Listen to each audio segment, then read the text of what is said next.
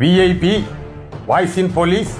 இது போலீஸ் பொதுமக்கள் நல்லுறவுக்கான குரல். அனைவருக்கும் வாய்ஸ் இன் போலீஸ் உங்கள் விஐபி வணக்கங்கள். அப்புறம் இந்த பதிவில் இந்த சட்டமன்ற பட்ஜெட் கூட்டத்தொடர் நடந்துகிட்டு இருக்குல்ல, அது முடிவடையக்கூடிய நிலைக்கு வந்திருக்கு. வருகிற 29/4 மற்றும் 30/4/2025 போலீஸ் மற்றும் தீயணைப்புத்துறை அதற்கான மானிய கோரிக்கை தொடர்பான விவாதம் அதோடு முடிஞ்சிருது. அதனால் இப்போ இந்த கட்டத்தில் கொஞ்சம் அவசரமாக முதல்வர் கவனத்திற்கு கொண்டு போக வேண்டிய ஒரு நிலை இருக்கிறதுனால இதை பகிர்ந்துக்கலாம்னு பார்த்தேன். அதாவது இந்த டிஎன்யூஎஸ்ஆர்பி தான் திரும்ப முக்கியமாக முதல்வர் மற்றதெல்லாம் அப்பைக்கப்போ கூட முதல்வர் 110 விதியும் கூட அறிவிச்சிடலாம். இது சட்டமன்றத்திலேயே அறிவிக்க வேண்டிய முக்கியத்துவம் வாய்ந்தது. டிஎன்யூஎஸ்ஆர்பிக்கு எப்படி பார்த்தோம்னாலும் கடந்த 6 மாதத்துக்கு மேலே ஒரு டிஜிபி அந்தஸ்தில் இருக்கக்கூடிய சேர்மன் பதவி அது வேக்கண்ட்டாகவே இருக்குது, காலியாக இருக்குது. அதனால் அது நிறைய குளறுபடிகளை சந்திக்கக்கூடிய நிலை இருந்துக்கிட்டு இருக்குது.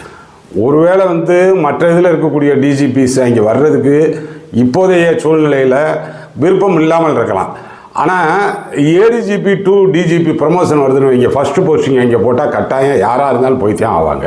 அதனால் ஃபஸ்ட்டு இமீடியட்டாக அவங்க மேடம் சீமா அகர்வால் அவங்க டிரான்ஸ்ஃபருக்கு பிறகு அதற்கு இன்னமும் 1 வருஷம் தான் இருக்குன்னு நினைக்கிறேன். 1 வருஷத்துக்கு மேலே டிஜிபி போஸ்ட்டு இல்லாமல் இருக்குது.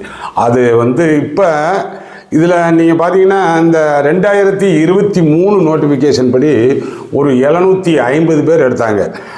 SI 621, SFO 129. அது தொடர்பாக வழக்கு இருக்குது. அந்த வழக்கில் தான் அந்த கடந்த 22/4/2025 சென்னை உயர்நீதிமன்றம் ஒரு தீர்ப்பு கொடுத்துருக்காங்க. அதன்படி அந்த ஜம்மு காஷ்மீர் மாநிலத்தினுடைய ஓய்வு பெற்ற உயர்நீதிமன்ற தலைமை நீதிபதி திரு பால் வசந்தகுமார் அவங்க மானிட்டர் பண்ண சொல்லி அவர்களுடைய தலைமையில் 3 மாதத்துக்குள்ளே அந்த குளறுபடிகளை சரி பண்ணி அறிக்கை தாக்கல் பண்ண சொல்லியிருக்காங்க. அது அந்த 3 மாத காலம் வரைக்கும் அந்த ப்ராசஸ் ஓடும்னு வைங்க.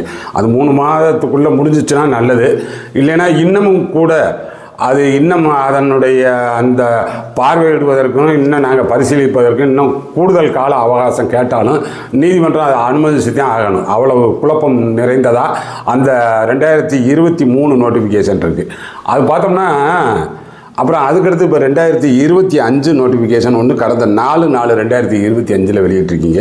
1299 டைரக்ட் எஸ்ஐ வரவேற்கக்கூடியதாங்க. நிறைய எடுக்கணும், அது கட்டாயம். ஏன்னா இந்த திமுக ஆட்சி 2021 வந்ததற்கு பிறகு 2022 ஒரே ஒரு நோட்டிஃபிகேஷன் டைரக்ட் எஸ்ஐக்கு விட்டீங்க. ஆனால் 444 பேர் 2022 விட்டீங்க. 2023 அந்த செலெக்ஷன் முடிஞ்சிச்சு. அவங்க இப்போ ட்ரைனிங் முடிச்சுட்டு இப்போ டியூட்டியில் இருப்பாங்க, சர்வீஸில் இருக்காங்க. ஏன்னா அதற்கு பிறகு எஸ்ஐ இந்த 5 ஆண்டு காலத்தில் அந்த ஒரே ஒரு செலெக்ஷன் தான். அதுவும் கொஞ்சம் ஏகப்பட்ட குளறுபடி வந்துச்சு, ஏதோ போட்டு ட்ரைனிங் முடிச்சு போயாச்சு. அதற்கு பிறகு இப்போ வரைக்கும் எடுக்க முடியலங்க. ஆனால் 2023 இப்போ இந்த 2 வருஷமாக நீதிமன்றம் போராட்டம் அது இதுன்னு. இதற்கு எல்லாம் காரணம் கட்டாயம் அதற்கான சேர்மன் இல்லை. உடனடியாக அதற்கான டிஎன்யூஎஸ்ஆர்பிக்கான சேர்மன் அறிவிக்கப்படும் அப்படின்னு சொல்லி முதல்வர் சட்டசபையிலேயே அறிவிச்சிடலாம். அதுதான் அந்த பிரச்சனைக்கு ஒரு முற்றுப்புள்ளி வைக்க முடியும். ஏன்னா இப்போதைய நிலைமைகளை பார்த்தோம்னு வைங்க, அந்த டிஎன்யூஎஸ்ஆர்பி யாருடைய கட்டுப்பாட்டில் இருக்குன்னே தெரியாத அளவுக்கு இருக்குது. ஏன்னா இப்போ அந்த வரக்கூடிய ஜூன் 2nd or 3rd வீக்கில் ரிட்டன் எக்ஸாம் சொல்லி ஒன்று கொடுத்துருக்கீங்க. ஒரு ஆஸ்பிரண்ட்டு அங்கேயே கூப்பிட்டு கேட்குறாரு. ஆனால் எங்கள் டிஎன்யூஎஸ்ஆர்பிக்கு ஓவர் ஃபோனில் கூப்பிட்டு கேட்குறாரு. அவருக்கு என்ன பதில் சொல்கிறாருன்றதை போட்டிருக்கேன், பார்த்துக்குங்க. வணக்கம் சார். சார் இது மெமரண்டம் பார்த்தேன் சார், இன்னைக்கு ரிலீஸ் ஆகிருக்கு. மெமரண்டம்லாம் தெரியாதுங்க சார். அது எதுவாக இருந்தாலும் அஃபிஷியலாக வெப்சைட்டில் வந்தால் தான் நீங்கள் பார்க்கணும், சரிங்களா? வெளியே வர்ற நியூஸுக்கு இங்கே எங்களுக்கு அதுக்கான பதில் இல்லை. எதுவாக இருந்தாலும் அஃபிஷியலாக டிஎன்யூஎஸ்ஆர்பி வெப்சைட்டில் தான் போடுவாங்க, சரிங்களா? Okay sir. இதில் அவர் என்ன சொல்கிறாரு பாருங்க, அது எங்கள் அஃபிஷியல் வெப்சைட்டில் வந்தால் தாங்க அப்படின்றாரு. இப்போ வந்திருக்கே இந்த மாதிரி அஃபிஷியல் வெப்சைட்டில் வரல. ஆல் கமிஷனருக்கும் ஆல் எஸ்பிஸுக்கும் போயிருக்கே இந்த சர்க்குலர் மெமரண்டம். அப்படி இல்லைன்னு சொல்கிறீங்களா? அது உண்மையா பொய்யா? அதை சொல்கிறாரா பார்த்தீங்களா அவர்? ஆனால் உண்மையாக எல்லாருக்கும் வந்திருக்கு. அப்படி யாரோ ஒருத்தன் ஃபேக்காக கிரியேட் பண்ணி அங்கே அனுப்ப முடியுமா? டிஎன்யூஎஸ்ஆர்பி ஆஃபீஸ்லேருந்து அனுப்பியிருக்காங்க. அதை பற்றி சொல்லணும்ல. அது எங்கள் அஃபிஷியல் வெப்சைட்டில் வந்தால் தாங்க, இன்னும் வரலை. இப்போ எப்படி எடுத்துக்கிறது அது? அதனால் அந்த பொது தகவல் அலுவலர் என்ன கேள்வி கேட்டாலும் அவர் ரமேஷ் பாபுன்னு ஒரு ஏடிஎஸ்பி இருப்பார். நீங்கள் என்ன கேள்வி கேட்டாலும் சரி, இது தொடர்பாக வெப்சைட்டில் இருக்குது, இது தொடர்பாக நாங்கள் எங்களது அந்த அஃபீஷியல் வெப்சைட்டில் போட்டிருக்கோம், இதுதான் பதிலாக இருக்கும். ஆனால் இதெல்லாம் வந்து அதற்கான ஒரு உரித்தான அந்த சேர்மன் இருந்தாங்கன்னா கட்டாயம் இதெல்லாம் நடக்காது. அதனால் முதல்ல சேர்மன் போடணும். அது போக 10,000 போலீஸ் வேக்கன்ட் இருக்குங்க. அழகாக ஒரு போலீஸு ட்ரைனிங்கில் இருந்துக்கிட்டு இருக்காங்க, எந்த விதமான பிரச்சனையும் இல்லை. இந்த எஸ்ஐ நோட்டிஃபிகேஷனுக்கு பதில் போலீஸ் நோட்டிஃபிகேஷன் காமன் ரெக்ரூட்மெண்ட்டுக்கு அழகாக அறிவிச்சிருக்கலாம். 10,000 வேக்கன்ட் ஒரே நேரம் போடலாம். 6 மாதம் ட்ரைனிங்கு, 1 மாதம் வந்து வெளியே ப்ராக்டிக்கல் ட்ரைனிங், 7 மாதம் அழகாக வந்து மிக விரைவாக இந்த எலெக்ஷனை சந்திக்கிறதுக்கு முன்னாடி ஃப்ரெஷ் போலீஸு நமக்கு அப்படியே கிடப்பாங்க. அது செஞ்சுருக்கலாம், அதுதான் செய்யப்படணும். முதல்வர் இதை இந்த சட்டமன்ற கூட்டத்தில் அந்த இதிலேயே போலீஸ் மானிய கோரிக்கையிலே அறிவிக்கணும். இன்னும் 1 வாரத்தில் 10,000 போலீஸுக்கான அறிவிப்பு வரும் அப்படின்னு சொல்லி, அதுதான் இந்த படித்துக்கிட்டு காத்துக்கிட்டு இருக்கக்கூடிய. ஏன்னா போன வருஷம் வரவே கிடையாது. எல்லாம் முதல்வருக்கு எடுத்து சொல்கிறாங்களா இல்லையான்னு தெரியல. ஆனால் போன 2024 வரவே கிடையாது. அந்த 2024 நோட்டிஃபிகேஷன் வராமல் இப்போ 2025 விட்டுருக்கோம்ல, அதனால் பாதிக்கப்பட்ட அந்த இளைஞர்களுக்கான வயது தளர்வு இதிலே கொடுப்போம் அப்படின்னு சொல்லிடணும். இப்போ முதல்வர் சட்டசபையிலே சொல்லலாம். ஆனால் அவர்களுக்கான வயது தளர்வு, அவர்களுடைய அந்த உரிமை, அவர்களுக்கான அது பாதுகாக்கப்படும், சட்டசபையிலே சொல்லிடுறோம். ஏன்னா இவர் பாட்டாளி மக்கள் கட்சி தலைவர் திரு ராமதாஸ் கூட அதை தொடர்பாக அறிக்கை விட்டுருக்காங்க. ஆனால் அதெல்லாம் ரொம்ப முக்கியத்துவம் வாய்ந்ததுங்க. இளைஞர்கள் இதே நினச்சிக்கிட்டு இருந்தது, அவன் போட்டியில் கலந்துக்கிட்டு ஜெயிக்கிறான் தோக்குறான் அது வேறு விஷயம், அதை எளிதாக எடுத்துகிட்டு போயிடுவான். ஆனால் அந்த போட்டியிலே இறங்க முடியாத மறுக்கப்படுற சூழல் இருக்குது பாருங்கள், அதுதான் மிக பெரும் விரக்திக்கு தள்ளப்படும். அதனால் அது தவிர்க்கப்படணும். அது குறித்து முதல்வர் சட்டசபையில் அறிவிக்கலாம். 10,000 போலீஸ் அறிவிக்கப்படணும். இந்த இதுக்கு வந்து எப்படி கொண்டு வர போகிறீங்கன்னு சொல்லி தெரியல. ஆனால் 2023 எஸ்ஐ செலெக்ஷனு அது வந்து இன்னும் அதுலேயும் வந்து முதல்வர் சொல்லிடலாம். அது என்னதாப்பா காரணம்? ஏதோ ஒரு 41 பேர் வெளியே போயிட்டாங்களா, சரி எல்லாத்தையும் உள்ளே இழுத்தோம்னா என்ன ஆகும்? எல்லாருமே ஆல்மோஸ்ட் நல்ல செலக்ட் ஆகி கடைசி ஃபைனலுக்கு வந்தவன் தானே. என்ன 1/4 மார்க் 1/2 மார்க் இதில் வித்தியாசமாக இருப்பாங்க, கூடுதலாக தானே வேணும் அப்படின்னு சொல்லி அந்த இதையும் ஒரு முடிவுக்கு கொண்டு வந்துடலாம். இப்போ அதுக்கு இடையில் இந்த 1099 அறிவிச்சிருக்கீங்களா, அதுலேயும் ஒரு பேக்லாக் வேறு இருக்குது, ஒரு 53 என்னமோ. ஆனால் எல்லாத்தையும் போய் எடுத்தீங்கன்னா எப்படி இவங்க அடுத்த இந்த எலெக்ஷனுக்குள்ளே முதல்வர் பணி ஆணை வழங்குற மாதிரி ஏற்பாடு பண்ணுறீங்களா? எப்படி போக முடியும்? இந்த ஜூனில் இதுன்னு இருக்கீங்க, ஜூனில் இப்போ ரிட்டன் டெஸ்ட்டுக்கு இந்த இப்போ 750 பேர் எழுதி காத்துக்கிட்டு இருக்காங்கல்ல, 3 மாதத்தில் வந்து அவர் அறிக்கை கொடுப்பார்ல, அதை எதிர்நோக்கி காத்துக்கிட்டு இருக்காங்களா, அவங்களும் அப்ளை பண்ணிடணுமா? அதெல்லாம் ஒரு குளறுபடியான சூழலாக தெரியலையா டிஎன்பிஎஸ் அறிவிக்கு? எப்படி இப்படி அறிவிக்கிறோமே, இந்த மாநகரை போட்டு ஏன் இந்த கன்ஃபியூஸ் பண்ணுறோம் அப்படின்றதெல்லாம் யோசிக்க மாட்டீங்க. அது முதல்வர் கவனத்துக்கு போகணும். அப்புறம் பார்த்தோம்னா 2021 முதல்வரே சட்டமன்றத்தில் அறிவித்த வார ஓய்வு, அது குறித்த ஒரு கிளாரிட்டி வந்து இப்போ மறுபடியும் மீண்டும் சட்டமன்றத்தில் அவர் அறிவிக்கணும். அவர் மூலமாக அவர் வாயால் அறிவித்தா தான் அது திருப்திப்படும். ஆனால் 2021 அறிவித்து 2025 ஒரு போலீஸ் போய் உயர்நீதிமன்ற கதவை தட்டுறாங்க, எனக்கு வார ஓய்வு கிடைக்கல அப்படின்னு சொல்லி. அதான் எவ்வளோ கொடுமையான விஷயம் பார்த்தீங்களா? என்னதே அதிகாரிகள் நிர்வாகம் பண்ணுறீங்க அப்படின்னு சொல்லி முதல்வர் கடுமையாக கேட்கணும். ஏயா ஒரு வார ஓய்வுக்கெல்லாம் ஒரு போலீஸு ஹைகோர்ட் போய்கிட்டு இருந்தாங்கன்னா என்னையா நிர்வாகம் நடக்குது? இங்கே என்ன வெல்ஃபேர் இருக்கீங்களா, இங்கே அட்மின் இருக்கீங்களா, DGP head of the police force இருக்கீங்களா அப்படின்னு சொல்லி கேட்கணும். இந்த வார ஓய்வு கொடுக்குறாங்கல்ல அந்தந்த மாவட்டத்தில் அந்தந்த கமிஷனரேட்டில், அது எல்லாம் டெய்லி டிஎஸ்ஆர் கொடுக்குற மாதிரி எல்லாமே அந்த டிபிஓக்கு கொடுக்கணும். அந்த மொத்தத்தையும் கலெக்ட் பண்ணி சீஃப் ஆஃபீஸுக்கு அனுப்பணும் அப்படின்ற மாதிரி சொல்லணும். இது என்ன பார்க்கவே முடியாதா? ஏதோ வந்து இன் கேஸ் ஆஃப் எமர்ஜென்சி அந்த வார ஓய்வு அவருக்கு மறுக்கப்படுது, அந்த லோக்கல் ஏதோ வந்து விழா அது இது பந்தோபஸ்து காரணமாக மறுக்கப்படுதுன்னா அதுக்கு அடுத்து சேர்த்து கொடுக்கணும். அதுக்கு அடுத்த நாளோ மறுநாளோ எப்பயோ வந்து அவருக்கு சேர்த்து கொடுக்கணும். ஐயா அந்த வாரம் கொடுக்கவே முடியலை அப்படின்னா ஒரு இடிஆர் சேர்த்து கொடுக்கணும். இது அறிவிச்சுட்டாருன்னு வைங்க, போலீஸ் அந்த வார ஓய்வு போக முடியலை அப்படின்றத பெரிதாக எடுத்துக்கிட மாட்டாங்க. அதுக்கு காம்பன்சேஷனாக ஒரு இன்னொரு இடிஆர் கூட கிடைக்கிறதுல பரவாயில்ல, இது ஒன்றும் பெரிய மேட்டர் கிடையாது. தான் வார ஓய்வுக்கு போகலை அப்படின்றது வெளியவே தெரியாது.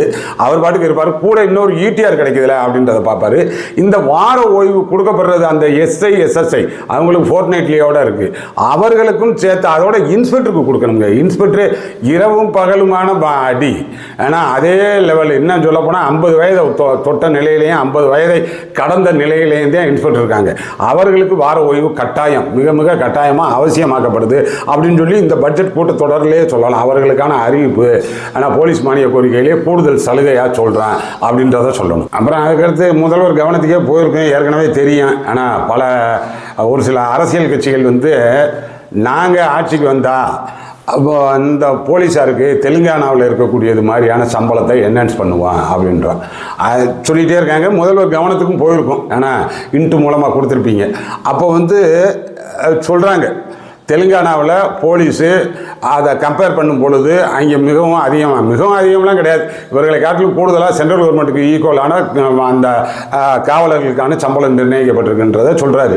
அதை நம்மளே சொல்லிட வேண்டியதானே, நீ என்ன ஆட்சிக்கு வந்தால் கொடுக்குறது, நான் இப்போ தானே இருக்கேன், நானே அறிவிச்சிடுறேன் அப்படின்னு சொல்லி முதல்வர் அறிவிச்சிடணும். அதெல்லாம் வந்து நமக்கு எலெக்ஷன் இம்பேக்ட், வரவிருக்கக்கூடிய எலெக்ஷன் இம்பேக்ட் மிக அற்புதமாக அது கை கொடுக்கும். நீ வந்தால் தனியாக கொடுக்கறது, நான் தான் ஆட்சியில் இருக்கல, நானே அவர்களுக்கானது காவல்துறையினர் படக்கூடிய கஷ்டம் நேரடியாக எனக்கு தெரியும். அதனால் எந்த மாநிலத்திலையும் தமிழக மாநிலத்தை அளவுக்கு அது பார்வைத்து இல்லைன்னா அதற்கு வந்து குறைவாக எங்கேயும் கிடையாது. அப்படின்ற அளவுக்கு தமிழ்நாடு போலீஸாரனுடைய சம்பளம் உயர்த்தப்பட வேண்டும். ஒரு நினைவூட்டலுக்காக சொல்கிறேன், கடந்த அந்த 2021 எலெக்ஷனில் ஆக்சுவலாக இப்போ இந்த திமுக அரசாங்கம் மகளிர் உரிமை தொகைன்னு ஒரு 1000 ரூபா கொடுத்துக்கிட்டு இருக்காங்கல்ல பெண்களுக்கானது மாதம், அது வந்து அவர்களுடைய எலெக்ஷன் மேனிஃபெஸ்டோவில் தான் இருந்துச்சு. யார் அதிமுக எலெக்ஷன் மேனிஃபெஸ்டோவில் இருந்துச்சு, தேர்தல் அறிக்கை வெளியிடப்படலை. ஆனால் எப்படியோ வந்து திமுகனுடைய இது வந்து ஸ்மெல் பண்ணுச்சு, ஆனால் அவர்களுடைய இன்டெலிஜென்ஸு ஸ்மெல் பண்ணுச்சு, இந்த மாதிரியான ஒரு முக்கியமான பாயிண்ட் இருக்குது பெண்களை கவரக்கூடியது. அப்படியே அவர்கள் எலெக்ஷன் மேனிஃபெஸ்டோ வர்றதுக்கு 2 நாளைக்கு முன்னாடியே திமுக அறிவிப்பு கொடுத்துச்சு, நாங்கள் வந்து அந்த மகளிர் உரிமை தொகை உண்டுன்னு சொல்லி. அதுதான் கிளிக்காச்சு டக்குன்னு, அது வந்து பெண்கள் மத்தியில் நல்லாவே கிளிக்காச்சு, அவர்களுக்கு ஒரு அமோகமான ஆதரவு கிடச்சிச்சு. அது மாதிரி தான் சொல்கிறேன், நாங்கள் வந்தால் போலீஸுக்கு தெலுங்கானாவுக்கு கொடுப்போம், நாங்களே இந்த கொடுத்துட்டோம் அப்படின்னா இதற்கு வந்து அந்த ஆதரவு பெருகுமா இல்லையா, அந்த அடிப்படையில் தான் சொல்கிறேன். அதுதாங்க ஸ்ட்ராட்டஜி, அதன்படி போவேன். அதே மாதிரி பார்த்தோம்னா இந்த சீருடை அணிய தேவையில்லாமல் இருக்காங்கல்ல, சீருடை அணிகிறதுக்கு அவங்க தேவையில்லாமல் பணிபுரிந்துக்கிட்டு இருக்கக்கூடியவங்க எல்லாமே வந்து அப்படியே திரும்ப பெறப்பட்டு அந்தந்த ஹெட் குவார்ட்டர் அவங்களுடைய பேரண்ட் லீன் டிஸ்ட்ரிக்ட் அனுப்பிடணும். அது வேண்டியது இல்லைங்க. நீங்கள் நல்லா வந்து முதல்வர் கவனத்துக்கு போனால் தான் ஆச்சரியமாக முதல்வரே கேட்பார். ஏஆர் பட்டாலியனு எல்லா டிபிஓ சிபிஓ எல்லா இடத்துலையும் வந்து போலீஸ் கேண்டீன் இருக்கும், போலீஸ் சப்சிடி கேண்டீன் ஒன்று இருக்கும். அதுக்குள்ளே ஒரு 10 போலீஸ் விட்டுருக்கீங்க. ஆனால் ஒரே ஒரு எஸ்ஐ விட்டுட்டு அதெல்லாம் தொகுப்பூதியத்தில் போலீஸார் பசங்க இருக்காங்கல்ல, போலீஸ் வீட்டில் இருக்கக்கூடிய அந்த வார்ட்ஸு படித்து முடிச்சுட்டு அவங்கள தொகுப்பூதியத்தில் அழகாக போடலாம். அந்த பசங்களையும் ஒரு நல்வழிப்படுத்தின மாதிரி இருக்கும், அவங்களுக்கு முழு வேலை கொடுத்த மாதிரி இருக்கும். ஆண் பெண் இரு பாலரையும் வச்சிடலாம். ஏன்னா பலசர கடையில் இருக்கக்கூடிய பாக்கெட்டாக இருக்கிற ஜாமானை எடுத்து கொடுக்கறதுக்கு 60,000 70,000 சம்பளம் வாங்குற போலீஸ் அங்கே இருக்கணுமா? அதை காட்டிலும் கொடுமை என்னன்னா, இந்த எல்லா இடத்துலையும் இந்த பட்டாலியன் இந்த டிபிஓ சிபிஓவில் எல்லா இடத்துலையும் அந்த போலீஸ் கேண்டீன் வச்சுருப்பீங்க. ஆனால் உணவு அந்த டீ கடை கேண்டீன், ஆனால் வடை போடுறதெல்லாம் 70,000 சம்பளம் வாங்கிக்கிட்டு இருக்கக்கூடிய போலீஸ் போட்டுக்கிட்டு இருக்குது. அது மென் போலீஸும் உமன் போலீஸு. அதுக்காக இது என்ன ஒரு தொகுப்பூதியத்தில் வடை மாஸ்டர் கிடைக்க மாட்டாரா? அதெல்லாம் நிர்வாகம் பண்ணுறதுக்கு அந்த ஏஆர் அதில் ஒரே ஒரு எஸ்ஐ போதும். அதை நிர்வாகம் பண்ணுறதுக்கு டீ கிளாஸ் கழுவுறதுக்கும் டீ மாஸ்டருக்கும் போலீஸ் நின்றுக்கிட்டு இருக்கு எல்லா இதுலேயும். இது முதல்வர் கவனத்துக்கு போதுன்னு வைங்க. ஏன்னா டீ கடை போடுறது டீ போடுறதெல்லாம் வந்து போலீஸாக போடுதா, வடை போடுறது போலீஸாக போடுது. அந்த சேனலில் சொல்கிறது மிகைப்படுத்தி சொல்கிறாங்களா என்னன்னு சொல்லி கூட கேட்கலாம். ஆனால் மிகைப்படுத்தப்படலை. இது எல்லாருக்கும் தெரியும், எல்லா எஸ்பிக்கு தெரியும், கமிஷனர் தெரியும். அதெல்லாம் எடுத்துடணுங்க.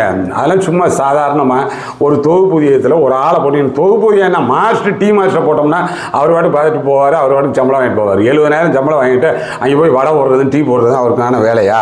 அப்புறம் அதனை காட்டிலும் மாரியம்மன் கோயில் அந்த பிள்ளையார் கோயில் இதெல்லாம் இருக்குல்ல, கோயில் மணி அடிக்கிறது போலீஸையும் அடிக்கிட்டு இருக்கு. அதெல்லாம் வந்து எப்படி அனுமதிக்கிறீங்க? ஏதோ ஒரு காலத்தில் ஓடி இருக்குங்க. எல்லா ஆள் எஸ்பி கேம்ப் ஆஃபீஸு ஆள் டிபிஓ அதுக்குள்ளேலாம் ஏதோ ஒன்று ஒரு கோயில் வச்சுருந்து இன்னைக்கு கோயில் கட்டிடுவீங்களா? உள்ளே வச்சு இன்னைக்கு கட்ட முடியுமா? இன்னைக்கு ஏதோ இருந்தது கண்டினியூ ஆகிக்கிட்டு இருக்கு, அவ்வளோதானே தவிர இன்னைக்கு புதுசாக நீங்கள் போய் உட்காந்துக்கிட்டு ஒரு கோயிலை நிர்மாணிக்க முடியாது. அதெல்லாம் வந்து உடனடியாக எதிர்ப்பு கிளம்பு. அந்த அடிப்படையில் சொல்கிறேன். அங்கே எப்படி போலீஸ் போய் அவர் எதுக்கு மணி ஆட்டிக்கிட்டு இருக்கிறாரு? அவர் எந்த அடிப்படையில் இருக்கிறாரு? அந்த கோயில் பராமரிக்கணும்னா அதற்கு நீங்கள் சாதாரணமாக ஒரு தொகுப்பூதியத்தில் போடலாம். இதுதான் இப்படிலாம் இந்த அங்கங்கே அந்த அடப்பில் இருக்குது பாருங்கள், அந்த அடப்பை பூரா எடுத்து விடுங்க. 10,000 போலீஸ் தனியாக கிடைக்குங்க. ஆனால் போலீஸுக்கு வார ஓய்வு ஏன் கொடுக்க முடியாது? அழகாக கொடுக்கலாம். அதே மாதிரி இந்த டிரைவர் பிரச்சனை ஃப்ரம் த பிகினிங் பெரிய பிரச்சனைங்க. ஆனால் டிரைவர் போலீஸ் இந்த நிறைய இடங்கள்ல இன்ஸ்பெக்டர் டிஎஸ்பி முதற்கொண்டு அவனை தாங்கித்தான் ஓட்டணும் தெரியுமா வண்டி, இல்லைன்னா சரி ஆள் வரமாட்டாங்க. ஆனால் டிரைவர் போலீஸ் 2 போலீஸ் எல்லாம் ஏஆரில் கொடுக்க முடியாது. நீங்கள் டிரைவருக்குன்னு தனியாக எடுத்துருங்க, வெறும் தொகுப்பூதியத்தில் எடுங்க டிரைவரை போதும். 10,000 15,000 கொடுக்கக்கூடிய தொகுப்பூதிய போலீஸ் இருந்தால் டிரைவர் இருந்தாருன்னா போதும். இல்லைன்னா இன்னும் வந்து நம்ம ஹோம் கார்டு டிரைவிங் தெரிஞ்ச ஹோம் கார்டு இருக்காங்க, அவங்கள கொடுங்க. போலீஸை எடுத்து போட்டிங்கன்னா அவர் ரொம்ப மெத்தனமாக தான் இருப்பார். அந்த உளுந்தூர்பேட்டை டிஎஸ்பியாக நம்ம அந்த பேசுகிற ஆடியோ லீக் ஆச்சு பார்த்தீங்களா, அவர் டிரைவர்கிட்ட தான் பேசுகிறாருன்னு நினைக்கிறேன். ஆனால் டிரைவர் அப்புறம் இதுக்கு தான் பயன்படுவார். அவர் டிரைவர்கிட்ட தாங்க பேசுகிறாரு. ஆனால் நீ எனக்கு 5,000 வாங்கிக்க, நீ 1,000 வாங்கிக்க அப்படின்றது அதெல்லாம் இப்படி வேலைக்கு தான் பயன்படும் டைரக்ட் டிஎஸ்பி இவ்வளவுக்கும் அவர்.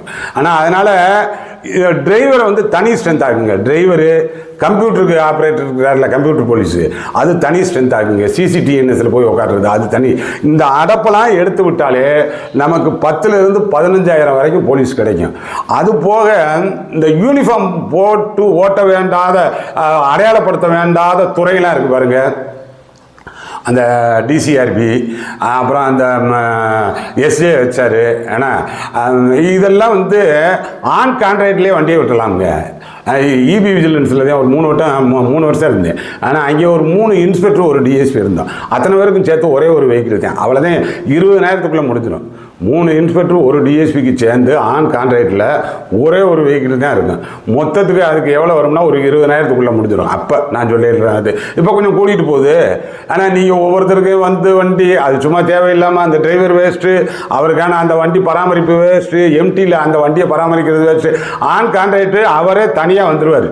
மொத்தத்துக்கு அவர் பார்த்துக்கிடுவார், எவ்ரிதிங் பார்த்துக்கிடுவார். நமக்கு சொன்னோம்னா நம்ம எல்லோரும் ஆல் இன்ஸ்பெக்டர் டிஎஸ்பிசி எல்லாம் நம்ம ஓன் வெஹிக்கிளில் அங்கே யூனிட் ஆஃபீஸுக்கு போயிடுவோம். யார் எங்கே வெளியே என்கொயரி போக வேண்டியது இருக்கா அவரும் வண்டி எடுத்துகிட்டு போவார். அதுதான் ரெகுலர் ப்ரொசீஜராக இருந்துச்சு. ஒரு பிரச்சனையும் வராது. அப்படி கொண்டு வந்துடலாம். அதனால் இன்னும் நிறைய சொல்ல வேண்டியது இருந்துச்சு. ஏன்னா இந்த போலீஸ் ரொம்ப தீவிரமாக எப்போ போட்டாலும் வந்து கேட்டுக்கிட்டு இருந்தாங்க. அது ஒரு நல்ல கோரிக்கைங்க. அதெல்லாம் முதல்வர் அறிவிச்சிடலாம். யூனிஃபார்ம் அப்போக்கப்போ மாறுபாடு ஆகிக்கிட்டே இருக்குல்ல. அதனால் அந்த அடிப்படையில் சொல்கிறேன். போலீஸார் அப் டு ஹெட் கான்ஸ்டபிள் வரைக்கும் அந்த மெட்டல் பட்டனை போட்டு பெரிய கொடுமைங்க. அது என்னமோ வேணுமுனே சித்திரவதைப்படுத்துகிற மாதிரி. அது பட்டாலியன்லேருந்து ஹெட் கான்ஸ்டபிள் வரைக்கும் இருக்கக்கூடியது. அந்த மெட்டல் பட்டன்லாம் அபாலிஷ் பண்ணுறேன். யூனிஃபார்மில் வந்து கலைஞர் தான் வந்து குறைந்த எடை உள்ள யூனிஃபார்ம் கொண்டு வந்தார். அப்போல்லாம் பெரிய சாக்கு மூட்டை மாதிரி இருந்துச்சு வெயிட்டு. அப்புறம் அதுக்கடுத்து ரொம்ப குறைந்த எடையுள்ள யூனிஃபார்மு நமக்கு கிட்டாவே டிபிஓலேயே நமக்கு இஷ்யூ பண்ணாங்க. டெரிகாட்டனில் வந்துச்சு. அப்போ அது மாதிரி வந்து எளிமைப்படுத்திக்கிட்டே இருக்கலாம்ல. அதுதானே மாடர்னைசேஷனு, அதுதானே அட்மினிஸ்ட்ரேஷனு. அதனால் அந்த அடிப்படையில் அதுவும் அவர்களுடைய கோரிக்கை நியாயமாக கவனிக்கப்பட வேண்டியது. அப்புறம் நிறைய சொல்லியிருக்கீங்க. ஏன்னா இந்த பஸ் குறித்து அது இதெல்லாம் இந்த ஒரு பதிவே ரொம்ப லென்த்தியாக போயிடும். இப்போதைக்கு வந்து முதல்வர் சட்டசபையில் சொல்ல வேண்டியது, எனக்கு டிஎன்யூஎஸ்ஆர்பி மிக மிக மஸ்ட்டு. இந்த வார ஓய்வு ரொம்ப மஸ்ட்டு சொல்லணும். அது சட்டசபையிலே சொன்னால் அமோகமான வரவேற்பு பெறும். அப்புறம் தெலுங்கானா சம்பளத்தை நாங்களே கொடுக்குறோம்னு சொல்லி இப்போ இருக்கக்கூடிய இந்த அரசாங்கம் சொல்லிடணும். அதனால் வந்து எனக்கு மீண்டும் திமுக அரசாங்கம் வரணும் அப்படின்ற ஒரு நல்லெண்ணத்தில் தான் இந்த பதிவிடுறேன்.